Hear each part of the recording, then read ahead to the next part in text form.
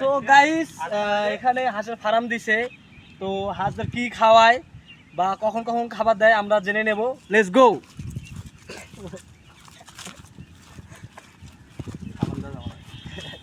তো ভাই ওগুলা কি হাঁসের খামার? কি কি এখানে আছে ভাই?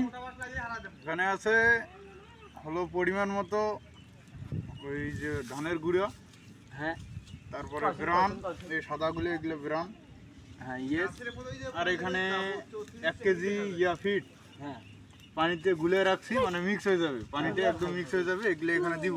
হ্যাঁ হাঁসের গুঁড়াটা মূলত এতগুলো দেওয়ার কারণ হচ্ছে যে হাঁসের গুঁড়া হলো পেট মানে ভর্তি রাখে হাঁসের,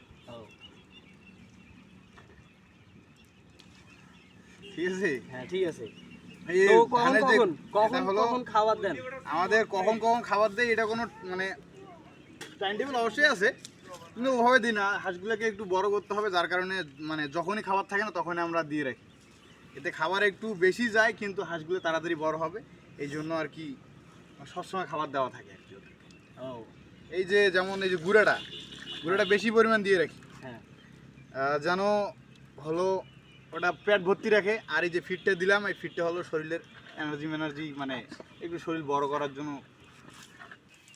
তো ভাই আমাদের এখানে দেখাইলাম যেগুলা হাঁস পালন করে, এখানে খাবার মাখতেছে ইনি। তো এগুলা মাখার পর দিবে আর কি, এগুলা কিভাবে দেয় কখন কখন দেয় আমরা সব কিছু জেনে নেব এনার কাছ থেকে। অ্যান্ড আপনারা কিভাবে খামার শুরু করতে পারেন সেটাও এনার কাছ থেকে জেনে নেব। সো একটু ওয়েট ভিডিও করি।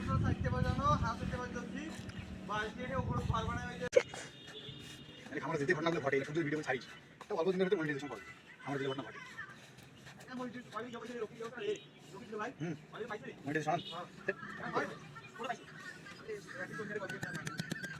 এ মোরে ভাই একটা পাইছে খালা এই পুকুর বেটা ভাই।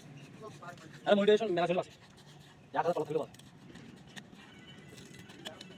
আমি যাব এটা ভিডিও করব চালু ইংলিশ তখন আগে চালু করে ধরিয়েছে। এখন তুই কম না ভাই, খাবারটা মাখা হয়ে গেছে, এখন খাবার দিবি, আমরা কিভাবে দেয় আমরা এটা জানবো।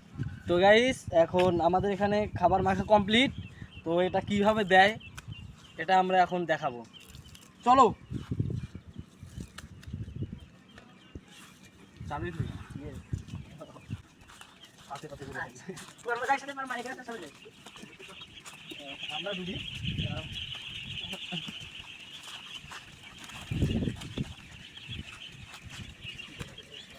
এখন ওগুলো দেখুন গাইস খাইতেছে কিভাবে। দেখুন গাইস বাচ্চাগুলা কি সুন্দর।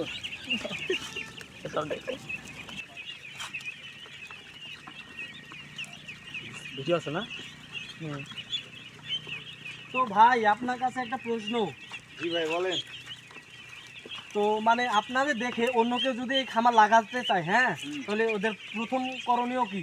তাদের কিছু বুঝতে হবে। ও